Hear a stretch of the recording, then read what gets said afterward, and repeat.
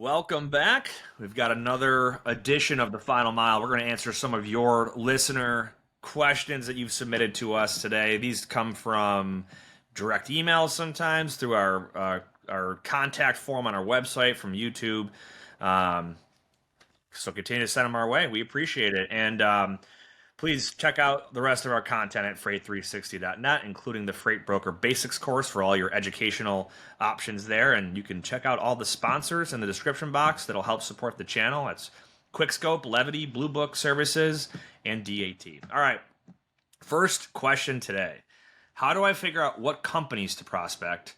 Once I do, how do I know who to reach at the company? So this is like one of the biggest general questions we get is like, how do I find customers, right? And well, I'll give my take, and then I'll let you give your take on it as well, Ben.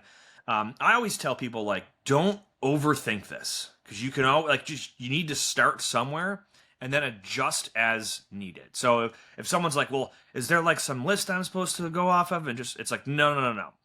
Literally think about a commodity that you want to go after and start to compile your list of companies that fit into that bucket, right? So if let's say you are farm raised and you want to do agricultural stuff, all right? Well, you probably know the names of some companies that operate in that space. And some simple Googling and research online can help you find other companies, maybe competitors of theirs or suppliers or vendors of theirs. And now you've got your lead generation portion done. You know the companies, right? And now how do you find the person to reach out to? Well, there's a variety of different job titles depending on the size of the company and whatnot. But actual tools you can use to find these folks that are in the transportation department, you can use things like ZoomInfo, Apollo. You can use their website. You can use LinkedIn.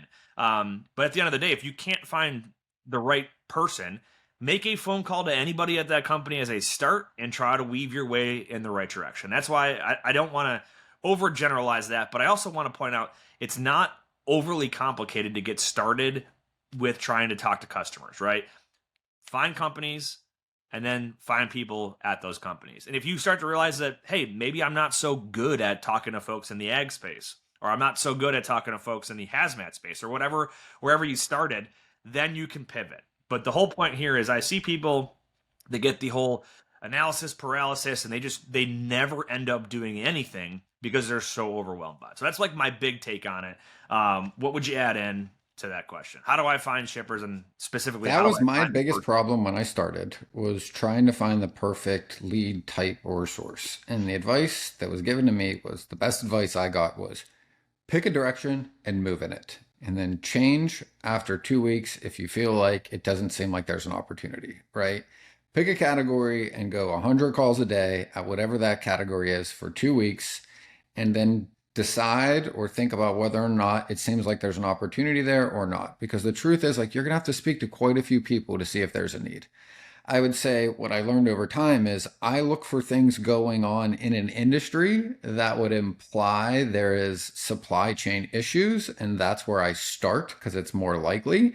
So, I mean, if you look at any list of the companies or industries being affected by tariffs, pick one, go to ChatGPT, ask for 100 companies that are in that space. Start with that list and then just go into Google, start calling the companies. If you had the money or the resources, you can use something like ZoomInfo, which is pretty expensive but makes that faster. But it's not necessary to your point. You could use Rocket Reach, which is cheaper, Apollo.io. There are definitely some other ones that are a little cheaper that will get you some names and phone numbers easier. But like when I started in the industry, none of those things existed. And the only way to find who to speak to was to do like an investigation or to follow a lead. You just called the company number. Hey, I was hoping I could speak to somebody in shipping. Like, you just get really good at getting through a gatekeeper asking that question. And the thing I always teach people that's new is like, dude, if you have a load and it is delivering to a place you've never delivered to and that driver's stuck, how hard is it to get to the shipping manager on the phone?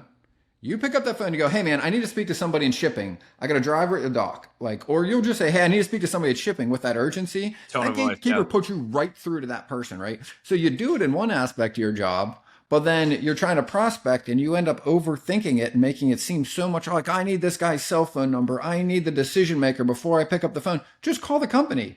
Like you can find that person. And sometimes it's step by step. Like, oh, hey, talk to the gatekeeper. They said, hey, John's not in. Oh, hey, real quick, John, I just want to make sure I have the right John. Which John is that? Oh, awesome. Hey, out of curiosity, when is he typically available or when's the best time to reach him? Most of them will just tell you that. Oh, like usually Wednesday afternoons are great. Thanks, Sally. Hang up. Great. I got one step closer. I now know the decision maker and when to call. Now I call Wednesday afternoon. Like you don't need to go directly there in one phone call. Like that's what we all used to do is like you just had to work your way Yep. through, find information, put your notes in your CRM. And when you go back to it, Wednesday, like, oh, I spoke to Sally. I need to speak to John so and so Wednesday afternoon. When Sally answers the second time, it's, oh, hey, Sally, is John around? Oh, yeah, he should be in. Oh, hey, great. Yeah, I know. Chatted with you a few days ago. And like, I'll just start talking to Sally, build some rapport with her. Then she sends me to John. Like, you can still get there without like the most expensive data. Yeah, it's a little more work, but it's totally doable. And sometimes it's easier because you meet people along the way to that decision maker that can tell you a little bit about them. We would learn to ask things like, hey, John, have any interests? Do you have any hobbies? Any kids? If you get enough rapport with the gatekeeper, they'll tell you some of those things that you can use later, right? Yeah, And then they might drop a nugget like, "Oh, he's out today on vacation with his family." Boom. yeah. Oh, I he's know what out I'm gonna fishing, ask. Yeah. right? So this Whatever. is why they call it a sales pipeline or a funnel, right? In both of those instances, there's movement, right? It goes down the funnel or through the pipeline from the beginning all the way through the other end, where that is a conversion to a customer. So it's not like just a flip of the switch from call to doing business. Good analysis there. All right, next question. How do I calculate fuel surcharge when quoting a customer? All right, so in an ideal situation, you don't need to be calculating a whole lot here. Your customer will ideally give you a schedule of what their fuel surcharge is based on the cost of diesel that week as published by the EPA. Let me break that down, Barney style, so it's not too confusing. What is a fuel surcharge to begin with? All right, if a customer, this is very common in bids. They will say, I want you to give me your line haul rate, that you're quoting me for this 3-month bid or whatever it is, and don't include fuel because we know that fuel changes over time. Here's our schedule of, what the additional, maybe it's 50 cents a mile or whatever, depends on the cost of fuel that week. But you'll tack that on. Now, how do you calculate it? Well, when I go to actually bill that customer, right, the actual transaction comes up and fuel is whatever, 356 a mile or a gallon this week. I look at the table and I see, oh, based on that, we're going to add X amount of cents per mile as a fuel surcharge, multiply it by the mileage. Now you can tack that onto your invoice.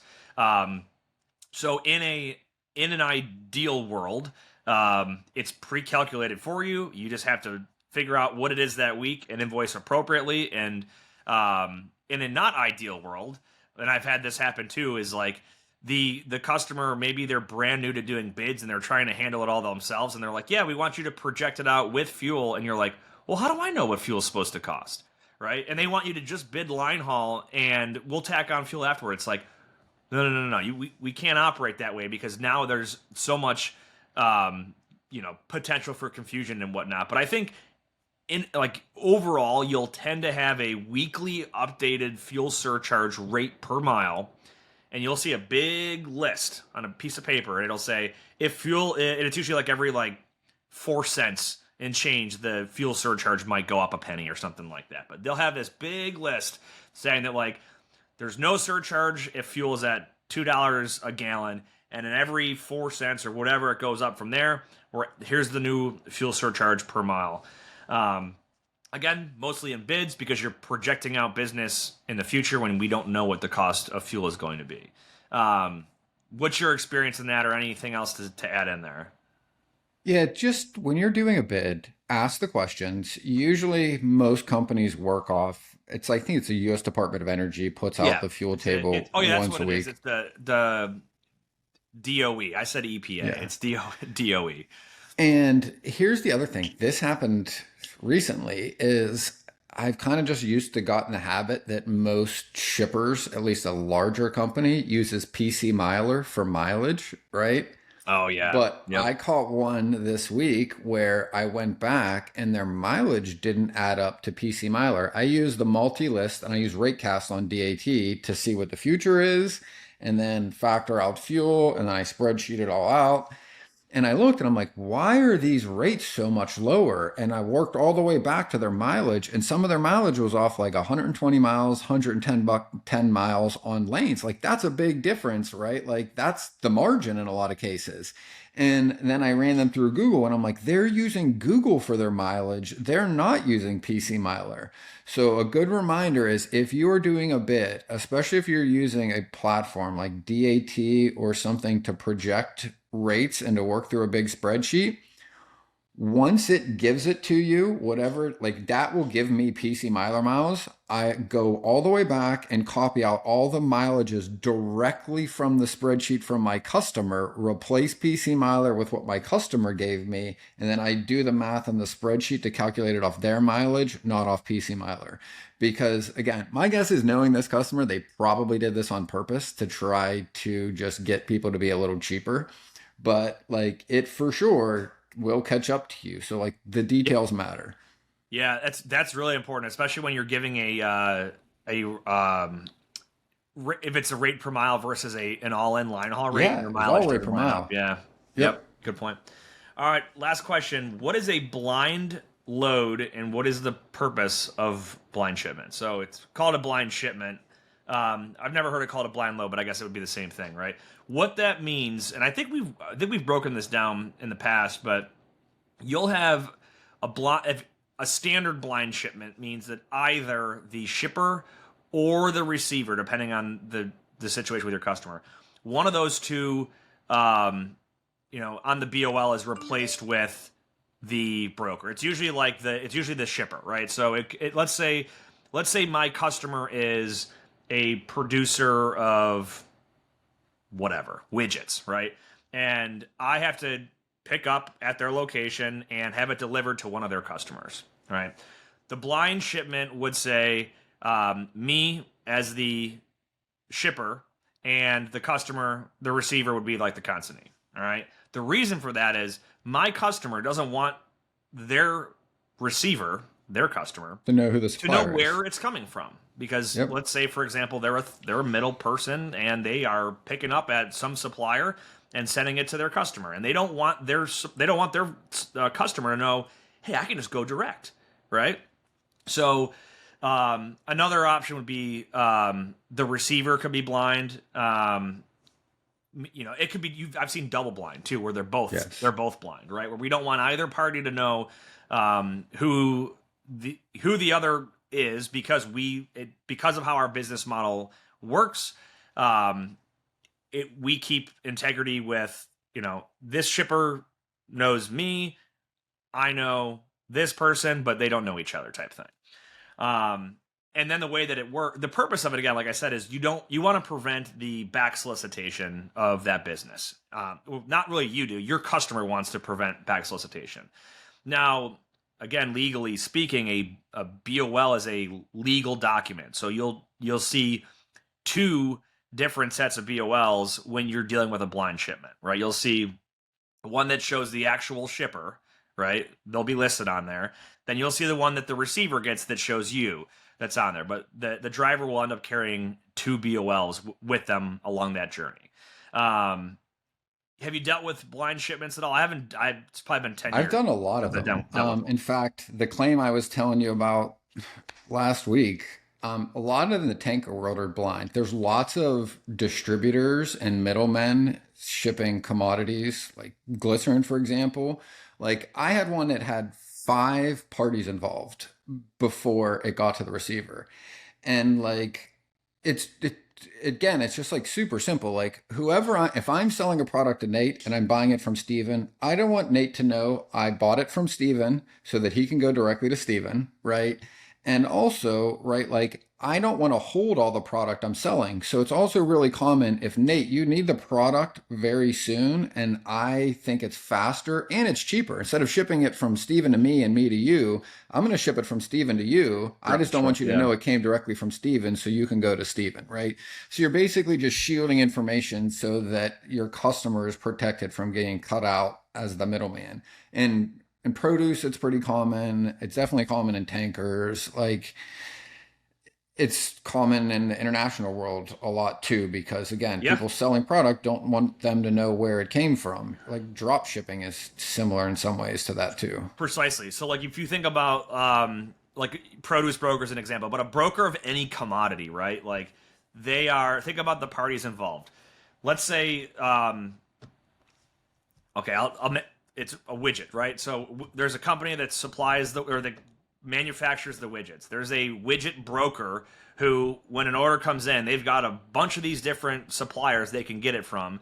So you've got the actual manufacturer, then you've got the broker of that commodity, then you've got the freight broker who's going to arrange transportation, then you have the trucking company who's going to actually pick it up, and then you have the receiver on the other end of it, right? So you've got five parties involved there.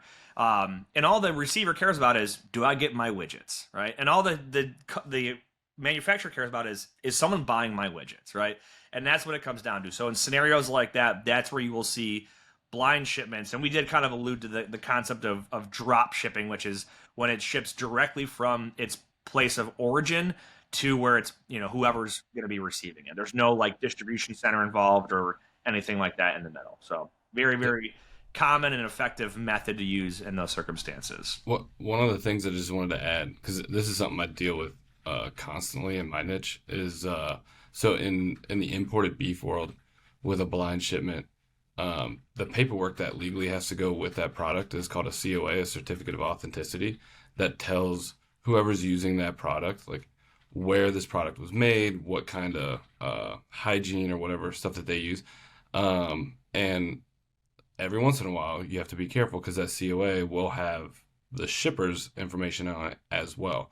So And maybe what they any paid for it, right? Ever see like I've seen big mix-ups with that. right, yeah. So when you're doing blind shipments, like you need to get eyes on all the paperwork. Now, most of the stuff because of COVID has started to turn into digital. So like my customers will get like a digital copy of the COA and then they'll forward it on to the receiver. But usually they'll still send that with the driver, and that's just something that you got to be aware of. Yeah, I dealt with one.